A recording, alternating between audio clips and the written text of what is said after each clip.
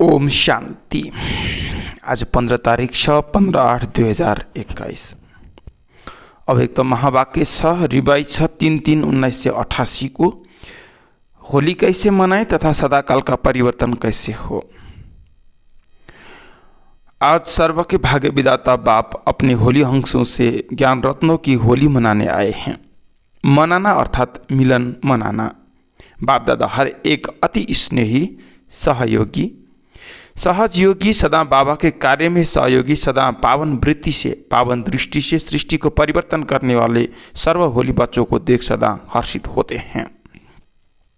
पावन तो आजकल के गाये हुए महात्मा भी बनते हैं, लेकिन आप श्रेष्ठ आत्माएं होली हाईएस्ट होली बनते हो, अर्थात संकल्प मात्र स्वप्न मात्र भी अपवित्रता वृत्ति को दृष्टि को पावन स्थिति से नीचे नहीं ला सकती।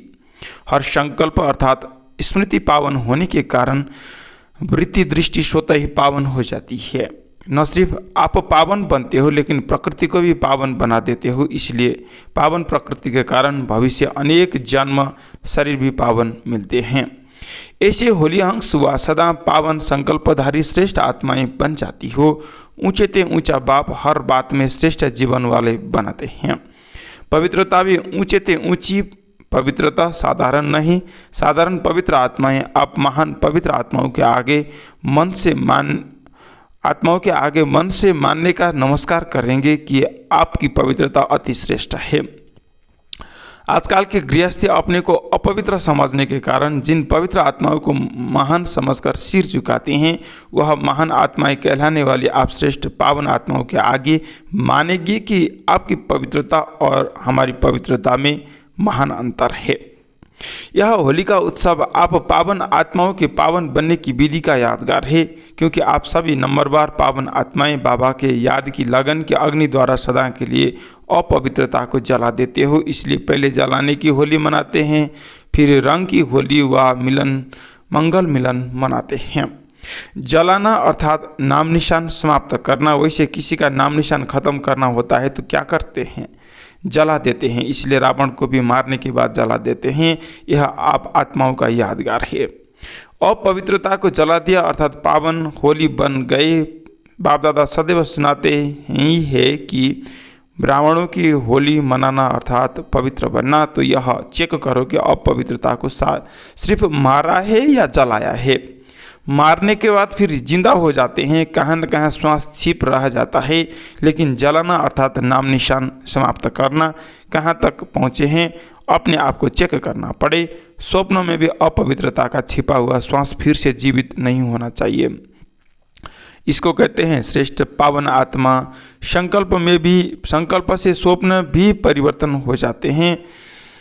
आज वतन में बाप दादा बच्चों के समय प्रति समय संकल्प द्वारा व लिखित द्वारा बाप से किए हुए वायदे देख रहे थे। आज चाहे स्थिति में महारथी चाहे सेवा में महारथी, दोनों के समय प्रति समय के वायदे बहुत अच्छे किए हुए हैं। महारथी भी दो प्रकार के हैं। एक है अपने वरदान व वर्षे की प्राप्ति के पुरुषार्थ के आधार से महारथी, और दूसरी है कोई न कोई सेवा की विशेषता के आधार से महारथी। कहलाते दोनों ही महारथी है, लेकिन पहला नंबर सुनाया कि स्थिति के आधार वाले वह सदा मन से अतीन्द्रिय सुख के संतुष्टता के सर्व के दिल के स्नेह के प्राप्ति स्वरूप के झूले में झूलते रहते हैं। और फिर दूसरा नंबर सेवा की विशेषता के आधार वाले तन से अर्थात बाहर से सेवा की विशेषता के फलस्वरूप संतुष्ट दिखाई देंगे। सेवा की विशेषता के कारण सेवा के आधार पर मन की संतुष्टता है। सेवा की विशेषता कारण सर्व का स्नेह भी होगा, लेकिन मन से दिल से सदा नहीं होगा, कभी बाहर से कभी दिल से। लेकिन सेवा की विशेषता महारथी बना देती है, गिनती में महारथी की लाइन में आ जाते हैं। तो आज बाप दादा महारथी व पुरुषार्थी दोनों के वायदे देख रहे थे। अभी नज़दीक में वायदे बहुत किए हैं। तो क्या देखा? वायदे से फायदे तो बहुत होता है, क्योंकि दृढ़ता का फुल अटेंशन रहता है। बार बार वायदे की स्मृति समर्थी दिलाती है। इस कारण थोड़े बहुत परिवर्तन भी हो जाते हैं, लेकिन बीज दबा हुआ रहता है। इसलिए जब ऐसा समय व समस्या आती है तो समस्या हुआ कारण का पानी मिलने से दबा हुआ बीज फिर से पत्ते निकालना शुरू कर देता है, सदा के लिए समाप्त नहीं होता है। बाप दादा देख रहे थे जलाने की होली किन्होंने मनाई। जब बीज को जलाया जाता है तो जला हुआ बीज कभी फल नहीं देता। वायदे तो सभी ने किए कि बीती को बीती कर जो अब तक हुआ, चाहे अपने प्रति चाहे औरों के प्रति, सर्व को समाप्त कर परिवर्तन करेंगे। सभी ने अभी अभी वायदे किए हैं ना, रूहारियान में सभी वायदे करते हैं। हर एक का रिकॉर्ड बाप दादा के पास है, बहुत अच्छे रूप से वायदे करते हैं, कोई गीत कविता द्वारा, कोई चित्रों द्वारा। बाप दादा देख रहे थे जितना चाहते हैं उतना परिवर्तन क्यों नहीं होता, कारण क्या है, क्यों नहीं सदा के लिए समाप्त हो जाता है। तो क्या देखा, अपने प्रति व दूसरों के प्रति संकल्प करते हो कि यह कमजोरी फिर आने नहीं देंगे, व दूसरों के प्रति सोचते हो कि जिस किसी आत्मा से हिसाब किताब चुक्त होने के कारण संकल्प बोल व कर्म में संस्कार टकराते हैं उनका परिवर्तन करेंगे। लेकिन समय पर फिर से क्यों रिपीट होता है, उसका कारण सोचते हो कि आगे से इन आत्माओं के संस्कार को जानते हुए स्वयं को सेफ रख उस आत्मा को भी शुभ भावना शुभकामना देंगे। लेकिन जैसे दूसरों की कमजोरी देखने सुनने व ग्रहण करने की आदत नेचुरल और बहुत काल की हो गई है, ये आदत नहीं रखेंगे। यह तो बहुत अच्छा है, लेकिन उस स्थान पर क्या देखेंगे, क्या उस आत्मा से ग्रहण करेंगे, वह बार बार अटेंशन में नहीं रखते। यह नहीं करना है यह तो याद रहता है, लेकिन ऐसी आत्माओं के प्रति क्या करना है, क्या सोचना है, क्या देखना है, यह बातें नेचुरल अटेंशन में नहीं रहती है। जैसे कोई स्थान खाली रहता है, उसमें अच्छे रूप से अगर यूज़ नहीं करते तो खाली स्थान में कीचड़ा हुआ मच्छर आदि स्वतः ही पैदा हो जाते हैं, क्योंकि वायुमंडल में मिट्टी धूल मच्छर आदि तो है ही है, तो वह फिर से थोड़ा थोड़ा करके बढ़ जाता है, क्योंकि जगह भरी नहीं है। तो जब ये आत्माओं के संपर्क संबंध में आते हो तो पहले नेचुरल परिवर्तन किया हुआ श्रेष्ठ संकल्प का स्वरूप स्मृति में आना चाहिए, क्योंकि नॉलेजफुल तो हो ही जाते हैं। सभी के गुण कर्तव्य संस्कार सेवा स्वभाव परिवर्तन के शुभ संस्कार व स्थान सदा भरपूर होगा तो अशुद्ध को स्वतः ही समाप्त कर देगा। जैसे सुनाया था, कई बच्चे जब याद में बैठते हैं वह ब्राह्मण जीवन में चलते चलते याद का अभ्यास करते हैं तो याद में शांति का अनुभव करते हैं, लेकिन खुशी का नहीं। सिर्फ शांति की अनुभूति कभी माथा भारी कर देती है और कभी निंद्रा की तरफ चले जाते हैं। शांति की स्थिति के साथ खुशी नहीं रहती। तो जहाँ खुशी नहीं वहाँ उमंग उत्साह नहीं होता, और योग भी अपने से योग लगाते भी अपने से संतुष्ट नहीं होते, थके हुए रहते हैं, सदा सोच के मोड में रहते हैं, सोचते ही रहते हैं। खुशी क्यों नहीं आती, इसका भी कारण है सिर्फ क्योंकि सिर्फ यह सोचते हैं कि मैं आत्मा हूँ, बिंदी हूँ, ज्योति स्वरूपा हूँ। बाप भी ऐसा ही है, लेकिन मैं कौन सी आत्मा हूँ, मुझ आत्मा की विशेषता क्या है। जैसे मैं पद्मापदम भाग्यवान आत्मा हूँ, मैं आदि रचना वाली आत्मा हूँ, मैं बाबा के दिल तख्त नशीन होने वाली आत्मा हूँ। यह विशेषताएं जो खुशी दिलाती है वह नहीं सोचते हो।